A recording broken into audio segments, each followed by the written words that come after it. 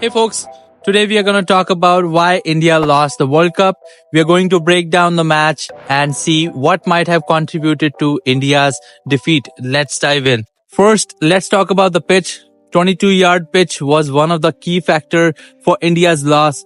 Some people argue that BCCI decided to go for a slow and dry wicket. Even though the pitch was spin-friendly, it was not enough to outsmart the Aussies. India was on fire, winning 10 matches straight. That's like going undefeated for a pretty long stretch. But when it came to the high-stakes knockout game in the finals, it was like they faced a situation they were not quite used to. You see, in cricket, there's a thing called the law of averages. It's just like saying everyone's gonna have a rough day sooner or later. That not so great day for India decided to show up at the worst possible time, which was the finals. Winning 10 matches in a row is a big deal, but in a game where pressure is huge, it's like those 10 matches were not enough to prepare Indians for the final game. It felt like practicing 10 friendly matches and suddenly showing up for the World Cup final. During the final match, India's middle order had a tough time even though the top order was strong. The crowd was excited, but when India got to 83 for 3, the middle order batsmen had a hard time getting those runs. The fear of not doing well and playing too safe and not being aggressive in the middle part, these all contributed to finals loss. Now let's talk about how the crowd affected the game.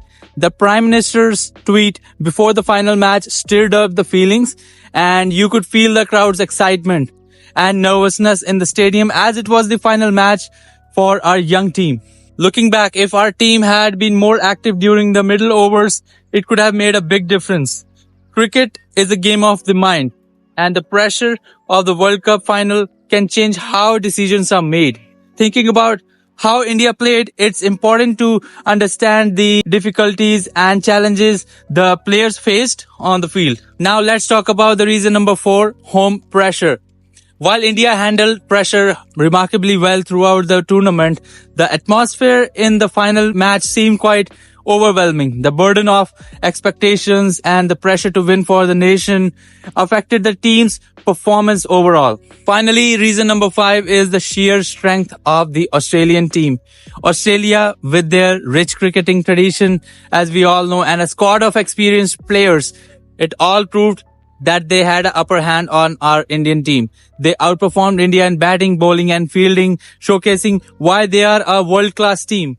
The fact that how Aussies manhandled our young team proved all this point. Now that we have talked about these factors, let's open up the floor for discussion. How do you think these things could have been managed differently? And do you agree with me what I've said earlier in this video? You can share your thoughts in the comment section below. Let's take a moment to appreciate the individual performances. Travis Head's outstanding innings, the resilience showed by Pat Cummins, and the overall team effort from Australia deserves recognition. Despite the loss, our players such as Rohit Sharma, Mohammad Shami and Virat Kohli on the Indian side still rocked it, showcasing their talents.